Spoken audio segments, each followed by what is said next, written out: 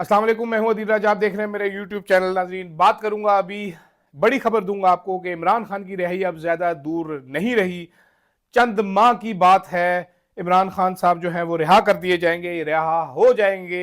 इस हुकूमत के बस में नहीं नजर आ रहा अब इमरान खान को ज्यादा अरसा जेल में रखना। साथ साथ बात करेंगे 190 मिलियन पाउंड केस में हुकूमत एक नई मुसीबत में फंसी है। एस्टैब्लिशमेंट और हुकूमत के सजा कैसे दें, वो क्या डिटेल है वो भी आपको बताऊंगा। साथ साथ नाजरीन, ये पीडीएम और बाजवा गठजोड़ जो था, इसमें आपको एक हैरत अंगेज चीज बताऊंगा कि किस तरह इमरान खान के खिलाफ कैंपेन चलाई गई, एक मुनज्जम कैंपेन चलाई गई। किस तरह हमारा जो मीडिया है वो उसमें शामिल था। इस कैंपेन में किस तरीके से मीडिया ने साथ दिया और एक चलते अच्छे खासे चलते मुल्क को नीचे लाकर गिराया। और साथ साथ आपको बताऊंगा कि एब्सोल्युटली नॉट कहने के लिए कितनी हिम्मत चाहिए होती है। शुरू करते हैं। सबसे पहले मैं आपको ये बताता हूं कि इस वक्त जो चंद हुकूमती अरकान से मेरी बात हुई है, चंद बिहाइंड द सीन्स जो लोग काम कर रहे हैं उनसे बात हुई है, उनके मुताबिक एक सरासीमगी पाई जाती है, खौफ पाया जाता है, एक डर पाया जाता है इमरान खान के हवाले से कि इमरान खान साहब को अब कैसे जेल में रखा जाए। पॉसिबिलिटी नजर नहीं आ रही इस गवर्नमेंट के पास इमरान खान को मजीद जेल में रखने के लिए। यह खबर जुड़ी है 190 मिलियन पाउंड केस से, जिसको अलकादिर ट्रस्ट केस भी कहा जाता है, कि क्या हुकूमत करे, क्या तरीका अपनाए, कैसे करे कि जी अब इमरान खान साहब को मजीद कुछ अरसा जेल में रखा जा सके। क्योंकि पीछे बचे हैं फुदू केस, एक रह गया इनके पास तोशाखाना 2, अलकादिर केस, इसके अलावा बाकी सारा कचरा केस है। 9 मई में ये रियासत टिल का जोर लगाएगी, इमरान खान को सजा दिलवाने के लिए खड़ी नहीं हो सकेगी। उसके लिए एक लंबी प्लानिंग की जा रही है कि हम अपना नुक्ता नज़र, अपना मकसद वाजिया कर सकें। लेकिन उसके अलावा गवर्नमेंट को शदीद परेशानी है। ये परेशानी डबल हो रही है। जो बैरूनी दबाव आ रहा है, जो रिचर्ड ग्रेनल साहब की ट्वीट्स आ रही हैं, ईयू की ट्वीट्स आ रही हैं, जो एम्बेरसमेंट हो रही है मिलिट्री ट्रायल्स के ऊपर गवर्नमेंट को, उसके साथ कपल होकर ये सारी चीजें मजीद जो है वो प्रेशर का बाइस बन रही हैं इस हुकूमत के ऊपर, इस कमजोर फॉर्म 47 की हुकूमत के ऊपर। वो जैसे शहबाज शरीफ साहब आज कायद आजम डे पर बड़ी तकरीरें शरीरें कर रहे थे। शबाना रोज मेहनत कायद आजम ने की, इस हुकूमत ने शबाना रोज मेहनत नहीं की, किसी और ने मेहनत की, इनको फॉर्म 47 पकड़ाया जिसकी बेसिस पे ये हुकूमत कर रहे हैं। लेकिन इसके अलावा आपको ये भी बताता चलूं कि 190 मिलियन पाउंड केस, नाजरीन 190 मिलियन पाउंड केस में प्रिंसिपल एक्यूज जो थे इमरान खान, बुशरा बीबी, शहजाद अकबर, फराह गोगी, मलिक रियाज के साहबजादे और शायद उनकी फैमिली की खातून भी थी। लेकिन प्रोसिक्यूट हो रहे हैं सिर्फ 2। फराह गोगी मुल्क में नहीं है, शहजाद अकबर साहब मुल्क में नहीं है, मलिक रियाज मुल्क में नहीं है, उनकी फैमिली मुल्क में नहीं है। तो ये कैसे सजा दी जा सकती है? क्या ये पॉसिबिलिटी है? ये केस बनता है, जो फैसल चौधरी साहब भी बार बार कह रहे हैं, बरियत का केस बनता है। अभी तक की किसी भी आप रीजनेबल जज से बात करें, किसी भी रीजनेबल वकील से बात करें, वो आपको बताता है कि ये बरियत का केस बनता है। 1 रुपया इमरान खान के अकाउंट में ट्रांसफर नहीं हुआ है, 1 इंच जमीन का टुकड़ा इमरान खान के नाम मुंतकिल नहीं हुआ। एक ट्रस्ट है जो खड़ा है, वो काम कर रहा है, उसी ट्रस्ट की जमीन थी, उसी ट्रस्ट के अंदर सारी चीजें जो हैं वो ट्रांसफर की गई थी। तो ये कैसे हो सकता है कि अकेले इमरान खान को सजा सुना दी जाए जबकि शरीक मुल्जिमान जो थे वो बीच में नजर भी ना आए? साथ साथ इसमें कुछ कैबिनेट मेंबर्स को भी शरीक मुल्जिमान बनाया गया था। पूरा एक ड्रामा रचाया गया था कि जी 190 मिलियन पाउंड केस, एनसीए ने पाकिस्तान से रब्ता किया, पाकिस्तान ने क्या कहा, पूरी कहानी मैंने सुनी हुई है। उस वक्त से मुझे पता है भाईजान के एनसीए ने सिर्फ इस चीज के लिए रब्ता किया था कि भाईजान ये पैसे हम साबित नहीं कर सके, we are giving it to Malik Riyaz. Pakistan party तो नहीं है इसमें। पाकिस्तान ने कहा जी हमें तो नहीं पता इसमें क्या है। उसके बाद उन्होंने कहा जी हम ये उनको दे रहे हैं, जो कॉन्फिडेंशियलिटी क्लॉज होगी वो इंटैक्ट होगी, इसमें कॉन्फिडेंशियल रखा जाएगा, जो मेरी मालूमात के मुताबिक जो डील हुई थी। और उसके बाद वो पैसे मलिक रियाज को दिए गए थे। ये जो लोग आपको बताते हैं कि बरतानिया ने पैसा ट्रांसफर किया, ऐसा बिल्कुल नहीं है। अल मशरक बैंक की स्टेटमेंट्स है, मलिक रियाज की फैमिली ने वो पैसे सुप्रीम कोर्ट के अकाउंट में ट्रांसफर किए थे, ना कि एनसीए ने। एनसीए ने इनका अकाउंट डी फ्रीज किए थे, वो पैसे मलिक रियाज की फैमिली के पास थे। तो फिर ये सारा चक्कर है क्या? ये सारा चक्कर था नाजरीन नज़ीर भट्ट साहब जो थे, जिनको लाया ही इसलिए गया था। ठीक है, वो आजकल बड़े लेक्चर शेक्चर भाषण शासन देते हैं, मेरा ख्याल है नहीं पता, मेरा नहीं ख्याल के कानून के बारे में उनको अलिफ बे भी कानून की पता होगी, इल का नाम कोको भी नहीं पता होगा। बहुत ही कोई नालायक किस्म के आदमी है वो। तो वो उन्होंने ये केस बनवाया, जाली सा केस है। इस केस ने कहीं भी नहीं जाना, इस केस ने खत्म हो जाना है। अगर ये इसमें कोई टूटियां मड़ोड़ के सजा दे भी देंगे तो इस्लामाबाद हाई कोर्ट से केस खत्म हो जाएगा। इसलिए वो भी कहानी चल रही है भाईजान के इस्लामाबाद हाई कोर्ट में जजेस लगाए जाएं कुछ ऐसे। कुछ नाम तो आपने देख ही दिए होंगे, शाहरुख अर्जमन साहब बेहतरीन जज, दिलावर साहब जो मायूं दिलावर साहब बेहतरीन जज, सुपर जज, क्या ही अच्छा लगेगा जब ये लोग अजीम जजेस जैसे कि अथर मिल्ला के बेंच पर बैठा करेंगे, जहाँ पर अथर मिल्ला साहब बैठा करते थे वहाँ पर बैठ के इंसाफ का रोज़ कत्लेआम करेंगे। बाबर सत्तार के ब्रदर जज होंगे, मोहसिन अख्तर कियानी के ब्रदर जज होंगे, और तो बल्कि मेरा ख्याल है आमिर फारूक साहब जो हैं वो भी शर्मिंदगी महसूस करेंगे इनके सामने बैठते कि जिन जजेस को पीनलाइज करना चाहिए था इतने बोगस फैसले देने पर उनको एलिवेट किया जा रहा है। तो गवर्नमेंट ये भी करिए कि कुछ ऐसे जज मिल जाए भाईजान इस्लामाबाद हाई कोर्ट में जो ये फैसले जो है 5-6 महीने चला के इस्लामाबाद हाई कोर्ट से भी सजा बरकरार रखे, फिर सुप्रीम कोर्ट में जाके देख लेंगे हम उतनी देर में। तो फिलहाल तो सूरत हाल ये बनी हुई है कि जो बैरूनी दबाव है, जो हम साबिक सफारतकारों से बात करते हैं तो वो भी यही बता रहे हैं, वो बेशक टीवी पर अगर कुछ भी कह रहे होंगे, पाकिस्तान में बहुत सारे लोग नहीं बोल सकते, जैसे मैं बहुत सारी चीज़ें नहीं बोल सकता, मजबूरियां होती हैं, लेकिन अंदर खाते वो ऑफ द रिकॉर्ड बात करो तो कहते हैं भाईजान हम ये अमेरिका कह रहे हैं।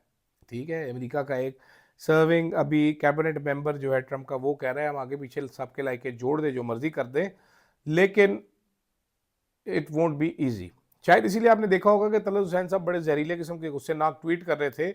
वो प्रो एस्टेब्लिशमेंट, एक पाकिस्तान के पहले प्रो एस्टेब्लिशमेंट सहाफ़ी हैं जिन्होंने एक ट्रेंड शुरू किया था तर्जुमानी करने का। वो जहरीले गुस्सेनाक ट्वीटें उन्होंने ज़रूर की थी, लेकिन जब फॉरेन ऑफिस का रिस्पॉन्स हमने देखा था तो बिल्कुल फुसफुसा फुसड्डी से किस्म का था, जिससे कहीं ये नज़र नहीं आया कि जी बड़ा गुस्सा हो जाएगा और हम एब्सोल्युटली नॉट कह देंगे। तो वो भी आपको नज़र आ गया। साथ साथ नाज़रीन आपको एक खबर देता हूँ इंटरेस्टिंग, मैं आपको एक हिस्टोरिकल। जब इमरान खान साहब वजीर आजम थे तो बताया ये गया कि जी चाइना बड़ा नाराज़ है, सी पैक रोक दिया इमरान खान ने। अच्छा जी, ये चलता रहा, ये खबर चलती रही जी। ये शाहजेब खानजादा साहब अक्सर इस पे प्रोग्राम किया करते थे, जियो न्यूज़ ने बड़ा रोला डाला, एहसन इकबाल साहब ने अखीर किस्म की लुडिया डाली। आजकल वैसे वो ट्वीटें कर रहे होते हैं, उनकी ड्यूटी लगी हुई है कि जी मेरा टेढ़ा हाथ है। वो आपने वेलकम फिल्म देखी होगी ना, उसमें वो जो उदय भाई का एक होता था, वो साथ उनके खड़ा होता था हॉकी पकड़ के। मैं हॉकी का प्लेयर था, एक दिन उदय भाई को गुस्सा आया तो उन्होंने मेरी टांग तोड़ दी, लेकिन आदमी बड़े अच्छे थे, नकली टांग लगवा के दी। तो ऐसे इकबाल साहब भी आजकल वही बने हुए हैं, जो भी कोई ट्वीट करता है तो उनको बता रहे होते हैं देखिए जी मेरा एक हाथ टेढ़ा हो गया है, मुझे गोली लग गई थी। ये नहीं बताते कि आपको जेल में किस केस में किसने डाला था, ये भी तो ज़रा बताइए ना। ये भी नहीं बताते कि वो जो टेढ़ा हाथ वो यूं करके हाथ की तस्वीर डालते हैं, उसी हाथ से बैडमिंटन खेल रहे हैं जनाब, टका टका के शॉटें मार रहे हैं, स्मैश मार रहे हैं। ठीक है, अच्छे खासे फिट। ये भी नहीं बताते कि वो 3 पीस सूट पहन के, टाई लगा के, गर्म पानी का शावर लेके अदालत में पेश होते थे, नैब के दफ्तर से तहरीक इंसाफ के लोग जैसे पेश होते हैं, वो भी देख लें तो आपको फ़र्क पता चल जाएगा। तो वो आजकल उन्होंने वो शहबाज शरीफ साहब, उदय भाई है ना, एस्टेब्लिशमेंट भी उदय भाई है, तो उदय भाई ने एक बंदा रखा हुआ है जो बताता है कि उदय भाई दिल के बड़े अच्छे हैं, मेरी एक टांग जो है वो तोड़ दी थी, लेकिन उदय भाई ने फिर मेरा इलाज करवाया। तो आजकल वो उदय भाई के साथ चमचे जो है वो हमारे एहसन इकबाल साहब ये बताते फिर। तो खैर, चाइनीज़ एम्बेसडर, उनसे सवाल किया गया, उन्होंने खुद क्लैरिफाई कर दिया कि जी इमरान खान के दौर में बिल्कुल स्लो नहीं हुआ था। दूसरी चीज़ जो प्रोपेगेंडा चलता था, सऊदी अरेबिया से ताल्लुकात ख़राब हो गए, बर्बाद हो गए जी, मोहम्मद बिन सलमान ने जहाज़ से उतार दिया, जहाज़ की हवा निकाल दी, इमरान खान को गोलियां लगी, सबसे पहले MBS का फ़ोन है। अब रिचर्ड ग्रेनल ने कंफर्म कर दिया खुद ऑन रिकॉर्ड कि जी अमेरिका के साथ मिसाली ताल्लुकात थे। कहा यह जाता था कि जी अमेरिका से ताल्लुकात इमरान खान ने ख़राब कर दिए। ये सब कौन करता था नाज़रीन? PDM गवर्नमेंट तो करती थी, लेकिन जनरल बाजवा साहब एंकर्स को लेकर बैठ जाते थे, लंबी लंबी उनके साथ गुफ्तगुएं करते थे, जहां पर ये बैठ के इस किस्म की घटिया किस्म की बातें करते थे। फिर ये बाकायदा तौर पर कैंपेनें चलाई जाती थी चैनल्स के ऊपर। बाजवा की पहले बाजवा जो एंकरों को बताता था कि इमरान खान ने यार ये कर दिया, यार वो चाइनीज़ ने मुझे ये कह दिया, यार वो अमेरिकन बड़े गुस्से में इमरान खान की वजह से, यार वो ये नहीं बताता था कि ये कर कौन रहा है। पूरी कैंपेन चलवाई गई। इस कैंपेन को आप इक्वेट कर सकते हैं बिल्कुल एग्जैक्टली उसी तरह की कैंपेन चलाई गई नाजरीन जब इमरान खान साहब रशिया गए थे, तमाम स्टेक होल्डर ऑन बोर्ड थे। इमरान खान का तैयारा जब लैंड करने लगा, यहाँ पर एक गंजा शैतान था जो सारे एंकरों को फ़ोन कर रहा था कि जी ये देखिए कितना जुल्म किया इमरान खान ने, किसी से पूछा नहीं, फॉरेन ऑफिस से नहीं पूछा, GHQ से नहीं पूछा, किसी से नहीं पूछा। बाजवा उस टाइम पे ये कैंपेन चलवा रहा था इमरान खान के खिलाफ। मैं आपको बड़ी अथॉरिटी से बना रहा हूँ, आर्टिकल लिखवाए जा रहे थे, इसके पीछे भी बाजवा था। आज वो गुमनामी जो बन के बैठा हुआ है अपने घर में, जेब में कुरान डाल के फिर रहा होता है कि किधर भी झूठी गवाही देनी पड़े तो मैं साथ ही फ़ोन करके किसी ना किसी एंकर को बता दूं, कभी मुन्ने को फ़ोन कर दूं, तो कभी मालिक को फ़ोन कर दूं, तो कभी शामी को फ़ोन कर दूं।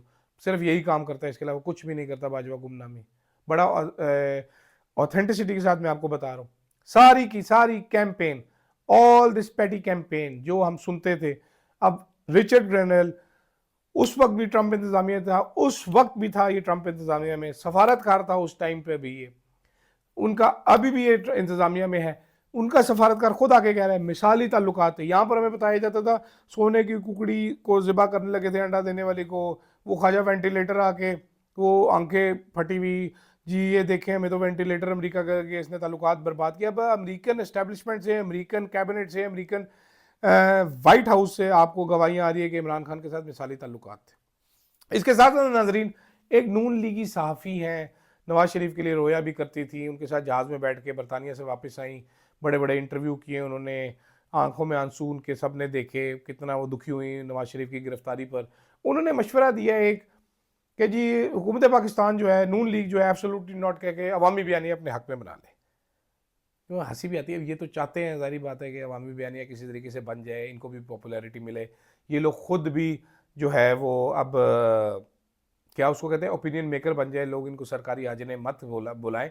लेकिन द प्रॉब्लम इज के इसके लिए कुछ तपड़ भी चाहिए ना, कुछ गूदा भी चाहिए। वो एक इमरान खान ही था, जब उससे सवाल हुआ कि जी ड्रोन अगर आया तो आप क्या करेंगे, तो उसने कहा था कि मैं एयरफोर्स को कहूँगा शूट डाउन करे। वो इमरान खान ही था कि एक फॉरेन जर्नलिस्ट ने सवाल पूछा कि जी आप अड्डे देंगे, तो उसने कहा जी एब्सोल्युटली नॉट। तो ये एब्सोल्युटली नॉट कहना इतना ईजी नहीं है, एक सुपर पावर के सामने इतना आसान नहीं है। और ये मेरा ख्याल है हम सभी को पता है, इतना तपड़ इस गवर्नमेंट में नहीं है। ये फॉर्म 47 की मांगे तांगे की हुकूमत है, चल भी इसलिए रही है। खैर बहुत सारी पसे पर्दा चीज़ें वो रहने देनी चाहिए, लेकिन ये फॉर्म 47 की हुकूमत जिसको अवामी पजीराई हासिल नहीं, अवामी तायीद हासिल नहीं। आपको मालूम है कि जिस टाइम, ये इंटरेस्टिंग फैक्ट देखिए आपके, जिस टाइम अमेरिका मुदाखलत करके, शहबाज शरीफ साहब डील करके हुकूमत में आ रहे थे, तो अवाम इनके खिलाफ उस वक्त खड़ी थी अमेरिकी मुदाखलत के। और आज अगर रिचर्ड ग्रनेल साहब ट्वीटें कर रहे हैं इमरान खान के, तो अवाम जो है वो उसी साइड पे खड़ी है इमरान खान के साथ। वो कह रही है आओ अब आके मुदाखलत करो, इनको उठा के बाहर फेंको, हमें हमारा लीडर वापस चाहिए। ये ज़रा आप फैक्ट ज़रूर नज़र में रखिए कि अवामी पजीराई किस साइड पे है। और ये ज़रूर देखिए, ये वो लोग हैं जो अपने लोगों पर जुल्म करवाते रहे, छापे डलवाते रहे, हर किस्म का इन्होंने टॉर्चर किया लोगों के ऊपर, लोगों के चादर और चार दीवारी का तकद्दुस पामाल किया, जेलों में डाला।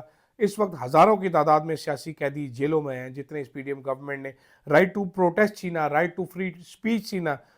इनके दौर में अरशद साहब के ऊपर केसेस हुए, जान बचाने के लिए उनको जाना पड़ा। इमरान रियाज का क्या हाल हुआ जान बचाने के लिए, उसको भागना पड़ा।